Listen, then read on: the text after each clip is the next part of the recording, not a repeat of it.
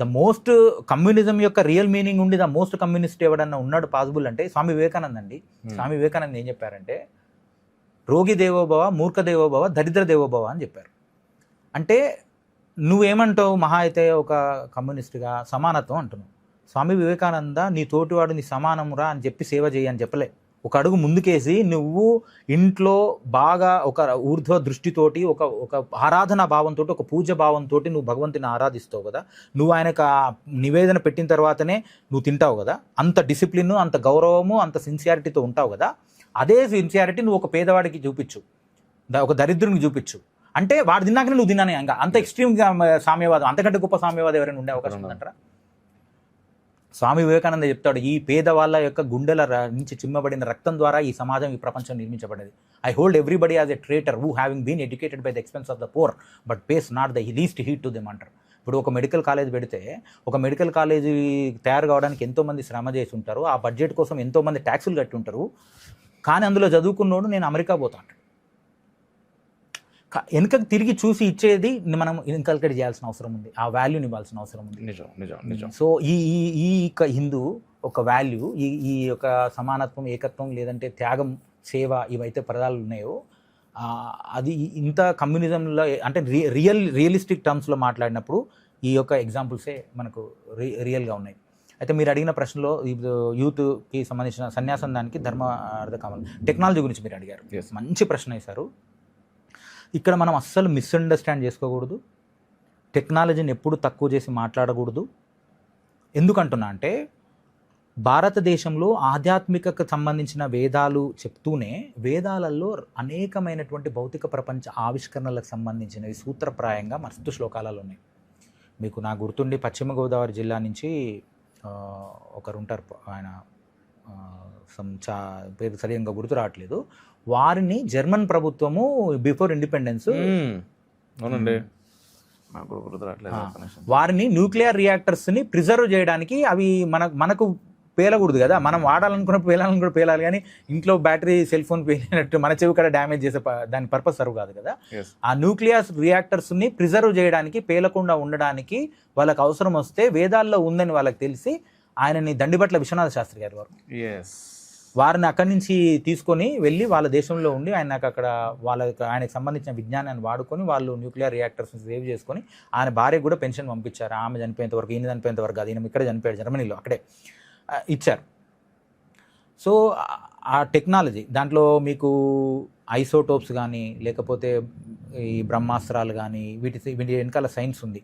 ఎలక్ట్రిసిటీని తీసినప్పుడు ఒక కుండలో రాగి పాత్ర పెట్టి ఎలక్ట్రిసిటీని ప్రొడ్యూస్ చేయడం కానీ, లేకపోతే టెస్ట్ ట్యూబ్ ద్వారా బేబీలని తీసుకురావడం కానీ, అదే ద్రోణుడు కుండలో పుట్టింది అనే దానికి కానీ, వీటన్నిటికంటే సైంటిఫిక్ టెంపర్ని, సైంటిఫిక్ యాంగిల్ని ఎప్పుడు ఇండియా లూజ్ కాలేదండి. ఇది తప్పుడు ప్రచారం ఏదంటే పుక్కిటి పురాణాలని దాన్ని అని కాదు అది. ఎందుకంటే ఒక విషయాన్ని నీకు అర్థమయ్యేటట్టుగా పంచతంత్ర కథలు ఉంటాయండి. 2 పిల్లులు కొట్లాడుకుంటే కోతి ఎత్తుకుపోయింది, నువ్వు చూసినావా అంటే 2 పిల్లులు కోతి కొట్లాడుకుని నువ్వు చూసినాకనే నమ్ముతా అంటే అది ఏం చెప్తుండవు విను కదా. 2 పిల్లులు కొట్లాడుకుంటే కోతి తినిపోతా అంటే భారతదేశంలో అనేక రాజ్యాలుగా విడిపోయి మనం కొట్టుకుంటున్నప్పుడే పక్కోడు వచ్చి దాడి చేసుకొని ఈ దేశాన్ని కొల్లగొట్టిపోయింది. ఇదే కదా పిల్లులు కొట్లాడుకుంటే కోతులు వచ్చిపోవడం.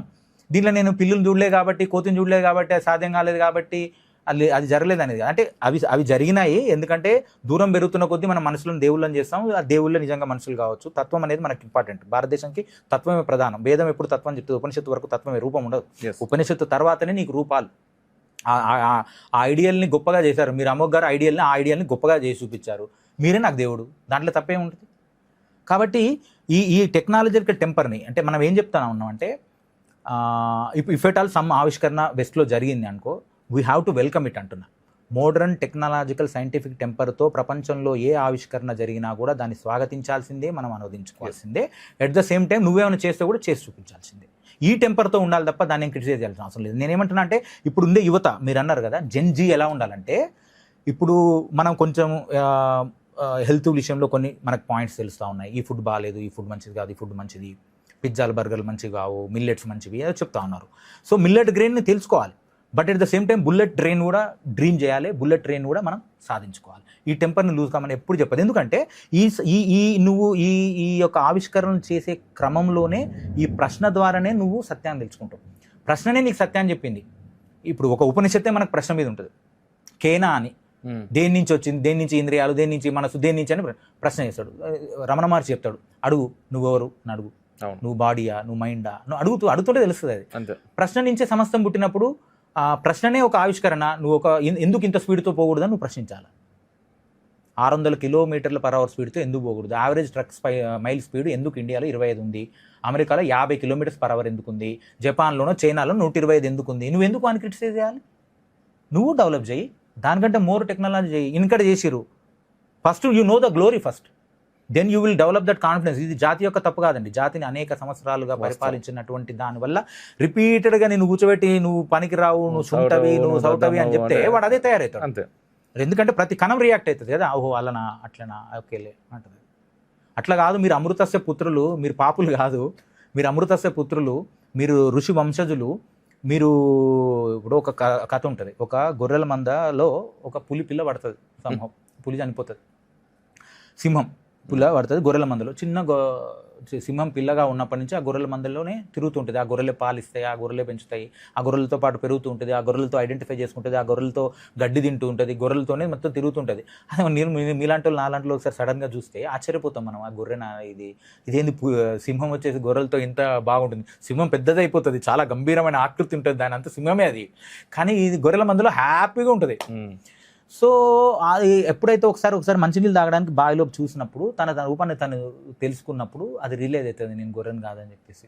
సో ఆ పాస్ట్ గ్లోరీ, భారతదేశం యొక్క గ్లోరీని నువ్వు కనుక మనం తెలుసుకోగలిగినప్పుడు, అది మళ్ళీ తెలియజెప్పినప్పుడు తెలియని వాళ్ళకి, ఈ ఇండియన్ యూత్కి జెన్జెడ్కి ఏమైనా పని ఉందా అంటే ఇదే పని ఉంది. ఒకటి, నీ పూర్వ వైభవాన్ని తెలుసుకో, ఆ వైభవాన్ని వేరే వాళ్ళకి, మీరు అదే కదా రిఫ్లెక్షన్ అని పెట్టుకున్నారు మీరు. రిఫ్లెక్షన్ అంటేనే పాస్ట్ని నెమరేసుకోవడం. ఆ పాస్ట్ని నెమరేసుకొని మళ్ళీ ఏం చేస్తున్నారు, ఛానల్ పెట్టి మీరు మళ్ళీ 10 మందికి చేరవేస్తున్నారు. ఇదే పని, ఇది చాలా గొప్ప పని, మహత్కార్యం ఇది. సో జంజీ చేయాల్సిన పని అది. తార్కికమైన ప్రశ్నించమని అడుగుతున్నాం మనం. ప్రశ్నించొద్దని ఎవరు చెప్పారు? ఈ మధ్యలో ఏదో వచ్చింది, ప్రశ్నించమని చెప్తున్నాం, అంతే కదా. కానీ అన్నింటినీ ప్రశ్నించమంటున్నాం, తార్కికంగా ఉండమంటాం, అన్నింటినీ ప్రశ్నించంటున్నాం. సైడెడ్ నేరేటివ్ కాదు, వన్ సైడెడ్ నేరేటివ్ కాదు. అంటే ఈ దేశం మీద దాడి అనేది ఒక మంచి టాపిక్ వచ్చింది కాబట్టి మనం మాట్లాడుకోవాలి.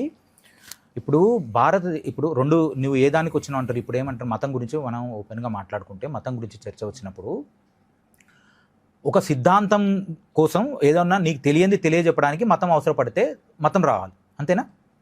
అంటే ఇప్పుడు ఒక క్రిస్టియానిటీ అనే మతం తీసుకుందాం మనం. క్రిస్టియానిటీ అనే మతంలో తండ్రి వేరు, నేను వేరు, తండ్రి స్వర్గ లోకంలో ఉంటారు, ఆ లోకం వేరు, నేను ఇక్కడ ఒక పాపుణ్ణి, నా పాపాలను నేను కడిగేసుకోవాలి, నేను నీకు పూర్తి శరణాగతి అవ్వాలి, నేను భక్తిలో నేను నీకు ఇది అయిపోతే నువ్వు నన్ను కాపాడుతావు. This is called bhakti yoga. This is nothing but bhakti yoga. Christianity is nothing but bhakti yoga. ఇంకొక ఆయన వచ్చిండు, ఇస్లాం వాళ్ళు అనుకోండి, వాళ్ళు వచ్చేసి రూపం ఉన్నదాన్ని మీరు చేస్తారు కాబట్టి మాకు నచ్చదు, మాకు రూపం లేని దాని నిరాకారది మాది, అందుకని విగ్రహాలను పడగొడుతున్నామని ఒక ఆయన చెప్పాడు. సో నిరాకార నిర్గుణ పరబ్రహ్మం గురించి ఈ రెండు మనం మాట్లాడుకుందాం. భగవద్గీతలో కృష్ణుడు అడిగాడు, అర్జునుడు అడిగాడు కృష్ణుని 5100 సంవత్సరాల క్రితం. ఏవం సతత భక్తి యోగంలో ఫస్ట్ శ్లోకం ఉంటుంది, క్వశ్చన్ వేస్తాడు అర్జునుడు ఏమనంటే, ఏవం సతతయుక్తాయే భక్తాస్త్వం పర్యుపాసతే ఏచాప్యక్షరం అవ్యక్తం తేషాం కే యోగ విత్తమాహ. తేషాం, వీళ్ళిద్దరిట్లో ఎవరు నీకు బెస్ట్ అయ్యా అని అడుగుతాడు. ఎవరిద్దరు? ఒక ఆయన సగుణోపాసనలు ఉన్నాడంటే, ఒక ఆయన నిర్గుణోపాసనలు ఉన్నాడంటే, ఒక ఆయన ఆకారం లేనిది కావాలంటుండు, ఒక ఆయన ఆకారం ఉన్నది కావాలంటుండు. ఏది బెస్ట్ అంటే శ్రీకృష్ణుడు చెప్తాడు, అంటే కొన్ని క్వాలిటీస్ ఉండాలి. మనసు నాందు పూర్తిగా నిలబడి ఉండాలి, అంటే ఏకాగ్రత, ధ్యానం వాటికి సంబంధించినవి ఉండాలి, సర్వభూతంలో ఎందుకు ప్రేమ ఉండాలి, ఇంద్రియాలను నిగ్రహించుకొని ఉండాలి, ఇట్లాంటి కొన్ని క్వాలిటీస్ చెప్తూ 5వ శ్లోకంలో చెప్తాడు, క్లేశో అధికతరస్తేషాం అవ్యక్త సక్తచేతసాం అవ్యక్తాహి గతిర్దుఃఖం దేహవద్భిరవాప్యతే అని చెప్తాడు. అంటే ఇట్ ఈస్ కొంచెం లిటిల్ బిట్ డిఫికల్ట్ ఏది, బాడీతో లేనిదాన్ని, బాడీ లేనిదాని నిరాకార నిర్గుణ దానికి సంబంధించిన మార్గము కొంచెం డిఫికల్ట్. ఎందుకంటే నేను నాది అంటే నీ నామరూపాత్మకమైనటువంటి ప్రపంచానికి నువ్వు అలవాటై ఉన్నావు, నీకు ఒక రూపం ఉంది, నీకు ఐడెంటిటీ, పేరు, ఎదుటివారిని గెలవాలంటే దానికి ఒక పేరు, రూపం, ఈ నామరూపం అంటే ప్రపంచానికి నువ్వు ఐడెంటిఫై అయిపోయినావు, అడాప్ట్ అయిపోయినావు, కాబట్టి ఇట్ ఈస్ డిఫికల్ట్ అని చెప్పినాడు. ఇక్కడ మీరు అడగాల్సిన ప్రశ్న ఏంటంటే, నిజంగా వీటి కోసమే ఎంట్రీ అయిందా? సరే ఓకే, నీ దానికంటే ఎక్కువ నీది ఆల్రెడీ నీవు చెప్పిన థియరీ నా దగ్గర ఉంది, అంటే భక్తి యోగంలో బొందితో కైలాసం పోయిన భద్రాచలంలో కట్టినటువంటి రామదాస్ కావచ్చు, శ్రీరామకృష్ణ పరమహంస కావచ్చు, లేకపోతే ఇంకా అనేక మంది రూపాన్ని ఎస్టాబ్లిష్ చేసి 64 మంది లలితా సహస్రనామానికి భాష్యం రాసిన 1780 సంవత్సరం వరకు బతుకున్నారు అనుకుంటా వారు, భాస్కర్ రాయల్ అని చెప్పేసి. ఆయన కాశీకి వెళ్తాడు, ఆయన భాష్యం రాసిన లలితా సహస్రనామానికి. ఆయన కాశీకి వెళ్తే కాశీలో ఉన్నటువంటి పండితులు, పూజారులు, బ్రాహ్మణులు కొందరు, ఏమో ఇంత పెద్ద భాష్యం రాసినావు, 64 కోట్ల యోగినులు ఉన్నాను రాసావు, నువ్వు చూసావు వాళ్ళని అని అడిగాడు. 64 యోగినులతోటి పూజింపబడేదాని అని చెప్తారు కదా.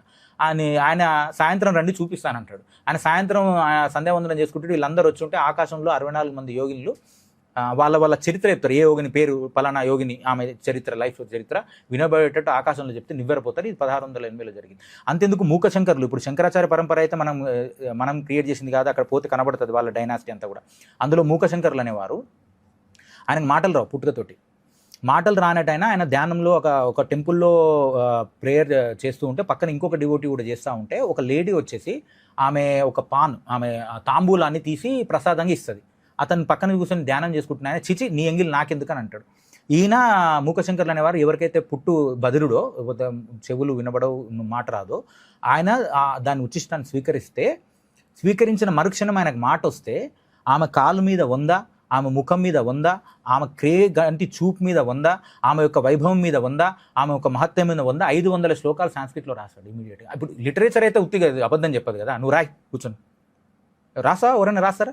సో 500 శ్లోకాలు రాస్తే తర్వాత ఎంబడే నాకు ఇచ్చిన వాయిస్ని వెనక్కి తీసుకోమ్మా, నువ్వు ఏదైతే ఇచ్చిన వాయిస్ ద్వారా నేను ఇంత నీ గ్లోరీని చెప్పగలగాలి, కానీ మళ్ళీ తర్వాత నాకు ఛాయ్ కావాలి, కాఫీ తీసుకురా, ఇట్లాంటి భౌతిక ప్రపంచం మాటలు నేను మాట్లాడలేనమ్మా, తీసుకో.